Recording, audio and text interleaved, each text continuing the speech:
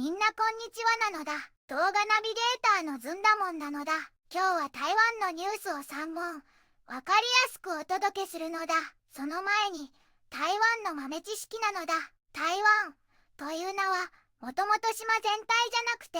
17世紀にオランダが拠点を置いた今の台南アビラあたりの地名だったのだ。先住民語の台湾台院などの漢字で写したのが始まりで、後から島全体の呼び名になったとされているのだ。それじゃあまず一押しニュースからいくのだ。一つ目は中国によるサイバー攻撃が増加、国家安全局の報告なのだ。台湾は東アジアの島国で首都は台北なのだ。先住民の文化に清朝や日本統治1895、1945を経て戦後は中華民国による民主的な政治体制なのだ。人口は約2300万で半導体や電子機器が主要産業なのだ。夜市を中心とした多彩な食文化や伝統が魅力なのだ。最近は半導体供給の重要性と対中関係が大きく注目されているのだ。一つ目のニュースなのだ。中国によるサイバー攻撃が増加、国家安全局の報告という記事なのだ。台湾の国家安全局が中国によるサイバー攻撃の報告書を公表したのだ。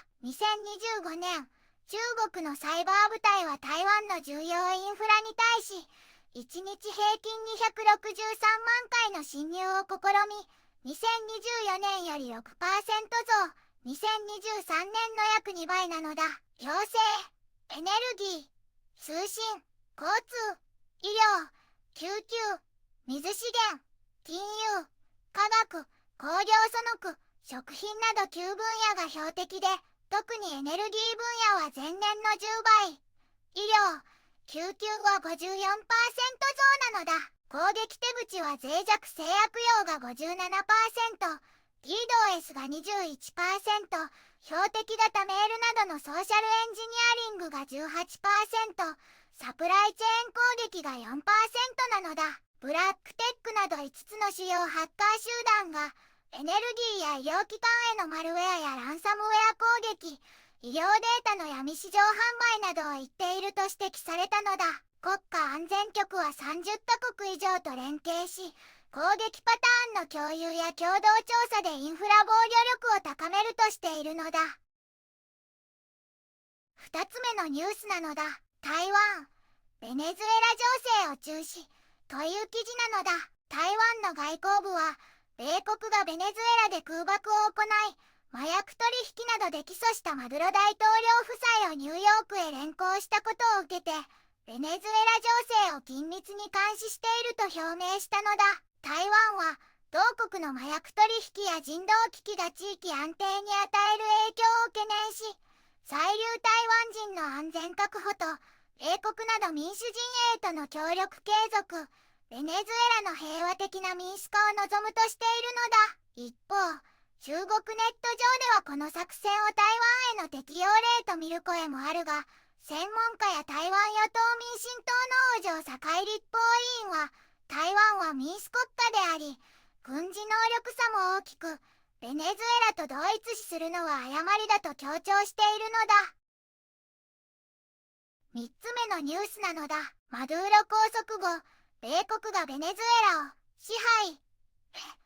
という記事なのだ。アメリカの特殊部隊がカラカス周辺への空爆と同時に、ベネズエラのマドゥロ大統領夫妻を急襲し、ニューヨークへ連行して麻薬取引と武器関連の罪で訴追したのだ。トランプ大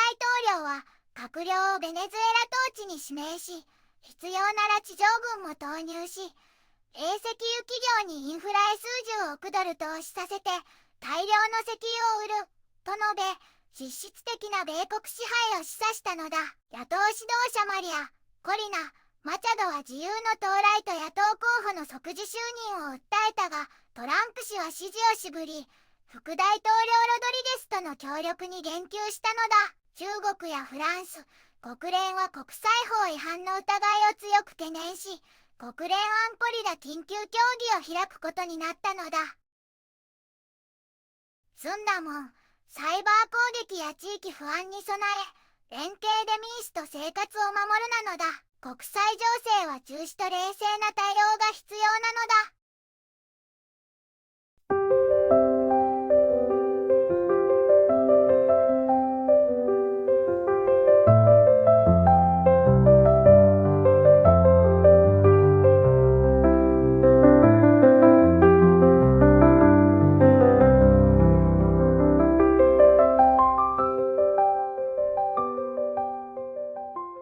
こんにちはなのだ。この番組では世界のあまり知られていない国や地域からちょっと不思議でちょっと感動するニュースをお届けするのだ。日本ではあまり話題にならないけど、世界には僕たちが知らないままの出来事や優しさや驚きに満ちた物語がたくさんあるのだよ。テレビでもネットでもあまり見かけない。けれど本当はもっと伝えられるべき小さな世界の声。そんな声を僕と一緒に見つけに行くのだ。さあ、一緒に知られざる世界の旅を始めるのだ。